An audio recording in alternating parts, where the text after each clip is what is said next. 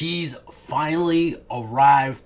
I have the Dark Phoenix Rebirth statue from Kotobukiya's Bishoujo series. This is my most anticipated release of 2020, but of course, the world went mad. She was supposed to release back in March, and then she got pushed back to June, but now she's finally here. So you could scoop her up for the price of anywhere between $120 and $130. She is a 1/7 scale statue, and of course, she was sculpted by Shunya Yamashita. This is actually Kotobukiya's second Phoenix statue in the Bishoujo series. This is the first Bishoujo statue that I ever bought. It came in 3 different colorways. I know that's a sneaker term, but you know what I'm saying, 3 different versions. They did the regular Phoenix version. They did a Dark Phoenix version. And then San Diego Comic-Con had an exclusive. I forget what year it was. So if you're looking to pick these up, the original Phoenix, you can find her. This one online for around $190. The red Phoenix is around $265. And that San Diego Comic-Con exclusive, I looked it up today and I just found it on eBay selling for a little over $1,000. They also made a Jean Grey statue in her 90s costume, the one with the shoulder pads.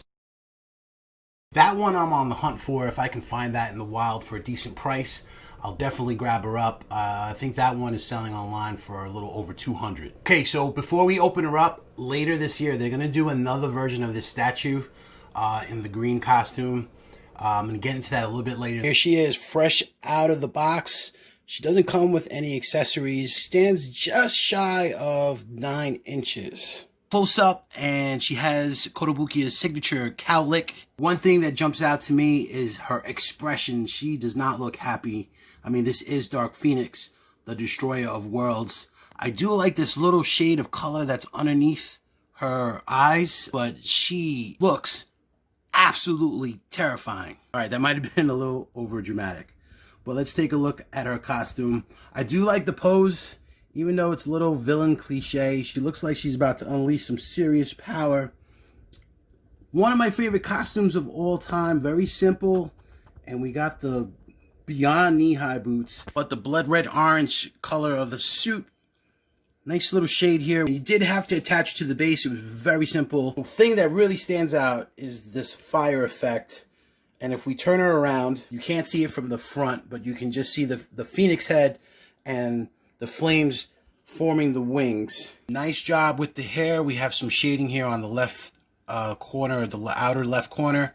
If they could just get a little bit more, maybe black lines in there, just to give it a little bit more form and flow, it would add an extra level of detail. And go for a back view. And I really like how the sash from her belt is flowing all the way around to the front. Side view. She looks great. The detail of the emblem on her belt. I just wanted to do a little side by side. You can see the original statue on the left, and you can see how far Kotobukiya has come.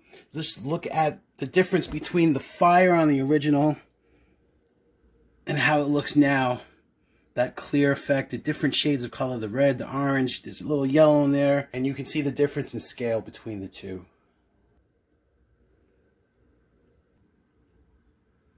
Okay, so like I said in the beginning of the video, they are making a second version to this statue. Later this year, we're going to get another version of this statue right about the time that you're going to be spending money on a PS5 or an Xbox Series X.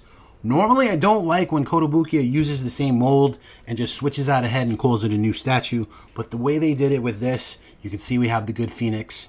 Her arms are to her side. She has a calm, peaceful expression. Even the color of the fire, it's a little bit cooler. It's not as red.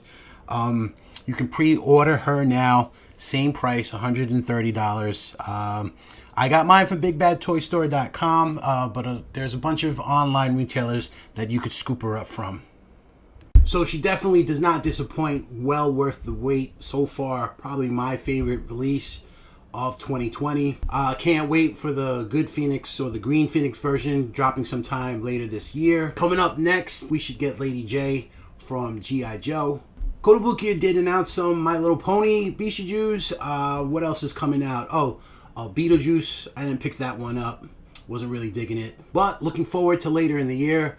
We're going to get a Pennywise from It and Leatherface from Texas Chainsaw Massacre. I already pre-ordered those. The Dark Phoenix Saga, one of my favorite X-Men stories ever, and for some reason, Hollywood just can't get it right.